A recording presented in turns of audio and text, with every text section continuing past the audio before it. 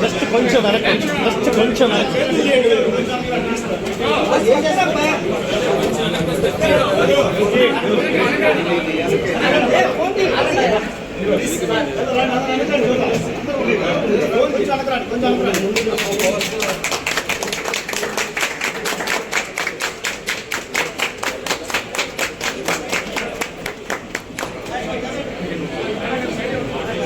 Sir మన postal services అన్నీ ఒకసారి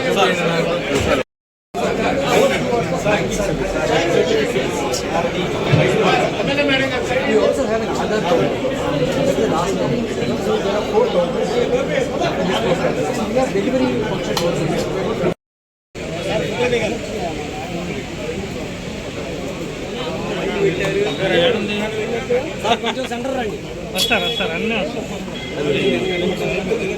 నిలబడింది కళ్ళు కనబడుతుంది చూడడం నాకు మైకి హ్యాండిల్ ఓకే సార్. సార్ మన కెమెరా ఇటు ఉంది. మహోత్సవంలో భాగంగా హర్ఘర్ తిరంగా 3.0 మోడీ గారు భారతదేశం అంతా ప్రతి ఇంట్లో జాతీయ పతాకం ఉండాలి, అదేవిధంగా ప్రతి ఒక్కరి సోషల్ మీడియాలో జాతీయ పతాకం ఉండాలి. ఇవి ఉన్నప్పుడు ప్రజల్లో ఒక దేశభక్తి వస్తుంది. దేశభక్తి వచ్చినప్పుడు సమాజం మంచిగా ముందుకు పెట్టుకునేటువంటి ఉద్దేశంలో పోస్ట్ ఆఫీసులో బయట ₹1 విలువ చేసేటువంటి జాతీయ పతాకాన్ని ₹25 పెంచుతూ ఉన్నారు.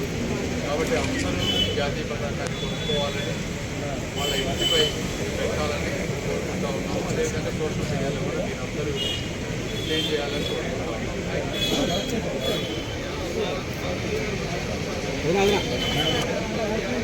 బయట ఉన్నామని కూడా ఉంటుంది. భారతదేశంలో పుట్టినందుకు మనందరం గర్వించాలి. ఎందుకంటే ఒక భారతీయ పౌరులుగా మనం ఉన్నాము అంటే ఈరోజు భారతదేశం ప్రపంచ ఖ్యాతి గడించిన సందర్భాలు మనం చూస్తూ ఉన్నాము. వీటన్నిటిని మనం మనసులో ఉంచుకొని మన భారతదేశ ఖ్యాతిని పెంపొందించే విధానాలు మనం చేపట్టాలి. ఆ కార్యక్రమంలో భాగంగానే ఈరోజు హర్ఘర్ తిరంగా అనే ఒక కార్యక్రమం ప్రతి ఇంటికి మన భారతదేశ జెండాని ఎగరేయాలి అని చెప్పి మేడం మరి జరిగితే సరిపోయింది. ఆ కార్యక్రమాన్ని మనం చేయాలి. రేపు రానున్న 78వ ఇండిపెండెన్స్ డే జరుపుకోబోతున్నాము. మన స్వాతంత్రాన్ని పురస్కరించుకొని అమరవీరుల్ని మనం దృష్టిలో పెట్టుకొని ఈ అద్భుతమైన స్వాతంత్రాన్ని మనం ఇచ్చిన అందించి మనందరికీ అందజేసిన వారందరినీ మనం స్మరించుకుంటూ ఈ యొక్క జెండాని మన ఇంటిపైన ఎగరేస్తూ మనం సగర్వంగా భారతీయులు అని చాటి చెప్తూ ఈ యొక్క కార్యక్రమాన్ని జయప్రదం చేద్దాము. దానికి మోడీ గారికి, ఎంపీ గారికి, ప్రతి ఒక్కరికి కృతజ్ఞతలు. కేంద్ర మంత్రిగా ఉన్న ప్రముఖ కేవలం నేను ఇక్కడికి వచ్చేది కేంద్ర మంత్రిగా రావడం లేదు, ఈ ప్రాంత ప్రజల ప్రతినిధిగా ఎంపీగా వస్తున్నారు. ఇక్కడ సాటర్డే సండే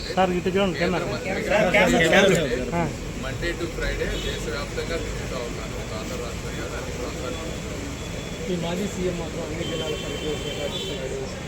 ఎక్కడ ఇబ్బందులు ఉంటే వాళ్ళ పక్కన నిలబడతారంట. దేశభక్తి పతాకం ఆవిష్కరించే టైంలో మంచి మాటలు మాట్లాడుకోవాలి. వాళ్ళందరూ మంచిది.